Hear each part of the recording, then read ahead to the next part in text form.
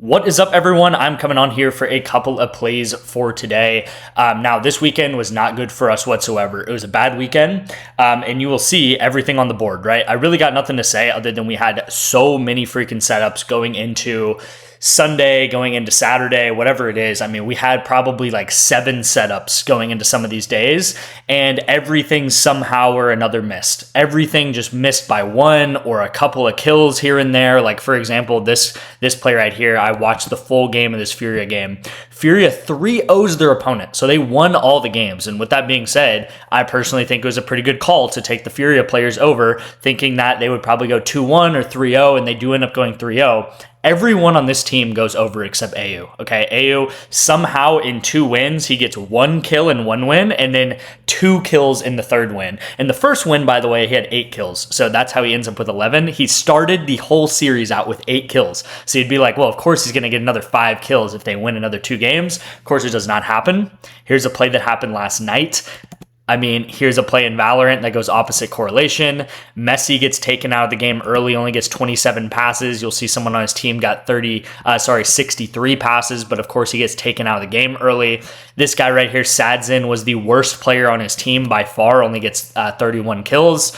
Here's another, 3 out of 4. Here's another soccer correlated. Again, plays like this I'm not really mad at, and I'm not really even mad in general. I'm just saying it's been very frustrating, and if you're frustrated, I completely get it. But I'm telling you guys right now, this type of weekend, or whatever you want to call it, the past 2 days, 3 days, this has happened like 50 times over the course of this channel, right? I always show you guys this graph, which is probably the most important screen on that I can ever show, and it's us going up 1,000 units over the past 2.5 years. And we don't go up 1,000 units by winning every day, right? This is what I talk about all the time. We have losing times, we have losing days, we have losing weeks. We've even had a couple losing months, right? We've had, I think, 4 losing months out of 28 months that we've had here. So losing does happen. And hopefully you guys have seen the kinds of ups and downs that you can have sports betting. And again, this is part of the game, right? This is not bond investing or investing in treasury bills or something like that. This is things where you can have swings, you can have very high swings, high highs, very low lows as well. And the beginning of May, or the end of April, beginning of May, really the first probably 10 days of May, we had like a completely insane winning streak, and it just felt like we would never lose ever again. It was a complete cheat code, and this strategy is a cheat code, right? You do win money over the long term, over and over and over again. You can print money out of thin air, but again, you saw at the beginning of the month, we just had an incredible run. And a lot of you guys got into the VIP because, of course, more people are going to want to get in the more we're winning, right? Because every single day you would see the 4-mans and the 4-mans and the 4-mans and hit 2, 3, 4-mans a day. And I got a ton of people join the VIP because people are very excited. And that's great because you should be excited. But this is the moment in time where you have to understand this is where most people quit, right? This is where most people say, you know what? This guy obviously doesn't know what he's talking about. You know what? This guy's maybe lied to me or something like that. Of course, I didn't. Of course, I'm showing you everything on the screen, and of course I have 700, 800 videos that I go through all this every single day, ups and downs. And I'm sure you could go to some of these points in time in this channel. Like if you went back to December of 2024, we had a bad month. That was one of our losing months. And I'm sure if you went back to some of these videos in December 2024, you'd see me talk about the exact same things, because again, my mindset does not change. My mindset stays focused on the plan, which is to take correlated bets in soccer, in League of Legends, in Valorant, in football when that comes around. And again, no one's probably going to go back to the December 2024, times or videos, or, the ups and downs that we've had over the course of the 2.5 years. But you have to understand that I've been through this 30, 50 times, 40, 50 times, whatever it is. And I'm telling you guys, we're going to bounce back. Like eventually the luck swings our way. Eventually the luck is going to even out, or it's going to swing our way, and we're going to end up making a lot more money than we are losing at this period of time. All right. So again, sports betting can be a very, very mentally draining process. It's a very easy system. It's super easy in the concept of it. I'm just taking correlated bets together. For example, in soccer, I'll take guys over pass attempts. If they have a lot of possession, they're going to go over. If they don't have as much possession, they're going to go under. It's super simple, right? We've all watched a soccer game. We can all be like, yeah, that makes sense to me. But it is easy. Sorry, it is simple but not easy is what I wanted to say. It's super simple, but it's not easy. And the not easy part comes from the emotional side of things, right? Again, there's points in time where you think that nothing is ever going to hit again. And there's points in time where everything is winning and you think we're never, ever going to miss ever again. And hopefully during the times where we're winning, I can bring you guys a little bit back down to earth and be like, guys, there's going to be times where we're going to have losing days,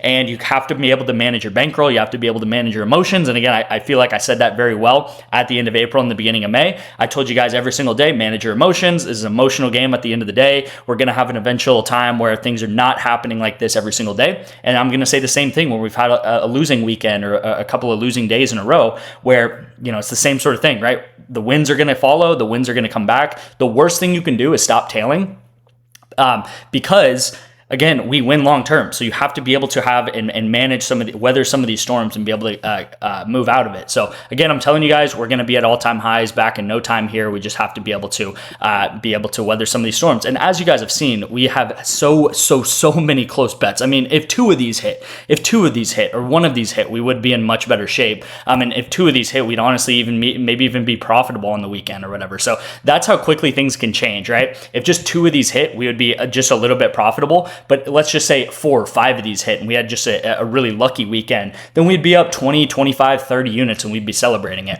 Now, NOVIG has been crushing it, guys. I've been very, hopefully very transparent and very vocal about my WNBA and my tennis model. My tennis model is absolutely killing it. We're like 40 and 23 right now on tennis, or maybe even like 43 and 23. But tennis goes ahead and hits. WNBA goes ahead and hits. By the way, this was in yesterday's video. And then tennis also goes ahead and hits. I believe both of these were on the VIP, and then this one right here was on this channel. So hopefully you guys got these in. My NOVIG bets have been getting a lot of tails on winnables, so that's great. It seems like a lot of you guys have NOVIG and are tailing my bets on NOVIG, so that's nice to see. And then also on Sleeper, we go ahead and hit this one on Sleeper, and then on Better, we go ahead and hit this one on Better. It just finished, but this guy does go over. I believe he just went over by 0.5, and then on Better, this one also hit as well. So the moral of the story, guys, is that when we have losing days, you need to be able to tail some of these other books like NOVIG or like Better, right? I always talk about Better, how you can just be very easily profitable. If I can go here, just taking the discounts every day, right? You'll see 38 units so far on Better. Again, this is pretty much mostly in the last month, and some of this month even towards the beginning of April. So like a month ago now is when I was in Japan, so I wasn't even able to tail some of these better bets, or wasn't even actually able to place some of these bets. But again, with these discounts, you can just make consistent money, and these are the things that are going to keep us afloat a little bit, right? So if you should have been tailing all these better entries, you maybe will have, maybe $300-400 in your better account. If you need to, then transfer some of that into PrizePicks and kind of even out your bankroll. That would be great to do, right? That's how you think about betting as a professional is evening out your portfolio again and being able to being able to hammer these PrizePicks entries. All right, guys. So one last thing I do want to go over is the play of the day yesterday. Actually, this was not it, but I do want to say that SGA's was discounted down to 23.5, and this was another close miss right here. Of course, we hit this one right here with League of Legends correlation, and then SGA literally gets 19 points. And I don't know when the last time was that he has not gotten 20 points. But that's pretty insane. Here was the play of the day yesterday, guys. I took Saint over and I took Dokla over, and Dokla misses by 0.5, right, which is very close. And then SGA also misses by 0.5. And again, these are the types of things that make me not want to bet on the NBA, and I'm going to go back to not betting on the NBA. But these are also the type of things where, SGA going over 7.5 free throws made. Was this a bad call at the end of the day? I can't in my right mind say that this was a bad call. I think this was an excellent call. He had 7 by the middle of the third quarter, and he pretty much did not play the entire fourth quarter, okay? I cannot remember the last time SG has not played a fourth quarter unless they're blowing someone out by like 40, 50 points, okay? But in a playoff game, SGA not playing the fourth quarter is insane to me, okay? So he had 7 at the middle of the third quarter, maybe like 4 minutes left in the third quarter, and I'm like, okay, he's going to play, a whole extra quarter of basketball to try to get back in this game. They sit him the entire fourth quarter pretty much, and he ends at 7, which is crazy, right? So again, just to show you guys how betting can work. You can get lucky sometimes, you can get very unlucky sometimes, and again, this play wouldn't have hit anyway because Dokla, but that was another one that was very close. So hopefully you guys understand that. I do want to get into the picks for today. So the first pick today is going to be on NOVIG here, if my computer would operate. But the first pick today is going to be on NOVIG. We are going to take the Padres money line at plus 111. Yeah, very simple money line right here. This game's happening at about 4 p.m. So go ahead and lock this in on NOVIG, guys. If you guys do not know, I have a NOVIG betting model that I've been working on, majority around tennis, WNBA, and MLB, okay, which is great because these seasons all just started. Tennis goes on year long. WNBA, they've only played like 5 games, and then MLB, they also have a whole season to get through, okay? So we're going to keep hammering bets on NOVIG here. I did also work on a NBA model, but go figure, the NBA model is actually the least profitable out of all of these. So it goes tennis, WNBA, MLB, but I do really like this play in the MLB today. And yeah, honestly, NBA is just hard to profit on. Is really what I've realized over the past 2 months. If you're profitable on the NBA, or you follow someone that's profitable in the NBA, I have to give them a pat on the back, because I've really tried to be profitable the past couple of months on the NBA, and it just doesn't work. The NBA is very, very sharp, very hard to profit long term on, and sometimes you have to know your strengths and weaknesses and be like, hey, we're not going to be, this is not the sport for us to be betting on. By the way, guys, if you do want to get into the VIP for a month free, you can do so with $1 deposited into NOVIG. All you have to do is put my code detective in all caps like this and put $1 into NOVIG. What that's going to do is give you a free $10. So you put $1 in, you get a free $10. If you put $5 in, you would get a free $50. Okay, so obviously I'd recommend you do the 5 to 50 because more money is good. But if you do just want to get into the VIP super simply, go ahead and put code detective in. You'll get 1 free month of the VIP. Another way to get in is with Bovada, guys. I have a lock for you in tonight's NBA game. And all you're gonna have to do is put 20 to $25 into Bovada. You'll take my lock. Whether the play misses or hits, you'll get 2 free months of the VIP. If the play hits, great. If the play misses, you'll get Venmo or Cash App 20 to $25 back, however much you put in, by me personally. All right, so you just send me your Cash App and I'll go ahead and Cash App you. And some of these here are some of the Cash Apps and Venmos that I've sent out over the past couple of days. All right, so the second play of the day is going to be on Better, and we do have Jalen Brunson discounted down to 33.5 PRA. Okay, so this is a discount on Better that I always talk about, right? They have 2 to 3 discounts a day. So Sleeper has about 2 to 3 discounts a day. They also have a ton of boosts and stuff. I don't really take those, but I would recommend taking them. But they have about 2 discounts a day on Sleeper and then 2 to 3 discounts on Better. Okay, so you get about 5 discounts a day between these 2 books, between Better and between Sleeper. So that's why I highly recommend getting both of these, and just every single day, whether it's when you wake up or when you have lunch. A lot of times it's like when I'm about to order food for lunch or when I'm about to go make lunch or whatever, I'll just go on to Better, go on to Sleeper, and just take the discounts like clockwork, guys. It's like going to the gym.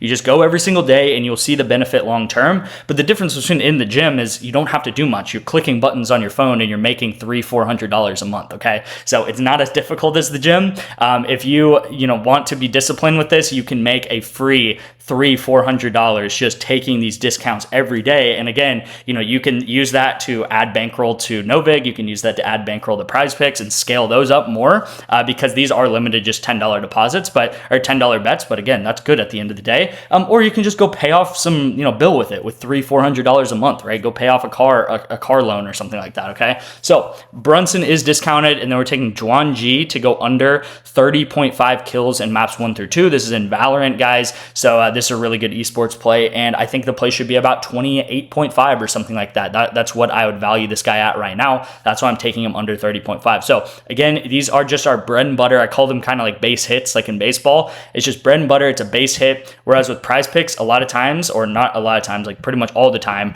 we're taking 3-4-man entries and we're swinging for the fences on these 3 or 4-man entries. Let me be very clear about this, right? These are like plus 900, plus 800 bets. So that's why when we hit 3 of these in a day, or whatever, I don't think I have a screenshot of it, but when we hit like multiple of these in a day and stuff, as I've showed over the past month, it's not easy to do that, right? That is not a normal thing that you should be doing betting, and that is what sometimes it is normal for us to do stuff like that. But we swing for the fences on PrizePicks, and again, obviously the nature of that is sometimes we're going to strike out and have a really, really bad day. Sometimes we're going to maybe hit like one a day, and then sometimes we might just hit 3-4 of these in a day, and obviously have an insane day and really, really increase our bankroll there. But again, these Better and Sleeper entries and NOVIG, they're just base hits, and there's nothing wrong with that, okay?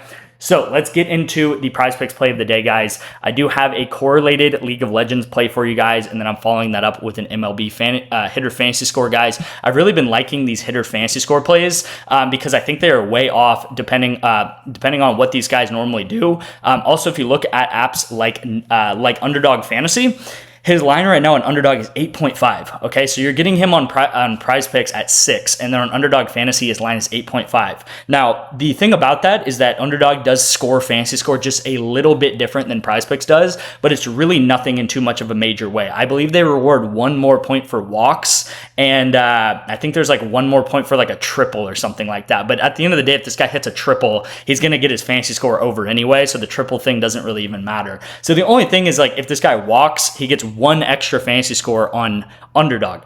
But again, having it at 6 on PrizePicks and 8.5 on Underdog then just simply does not make sense, because there's an 8.5 discrepancy in this line. This is very, very important to understand, right? So if his line is at 6 and then his line is at 8.5 on Underdog. So let's say his line right here is 8.5 on Underdog, and his line is 6 right here on PrizePicks, which is true right at this very moment as I'm making this video.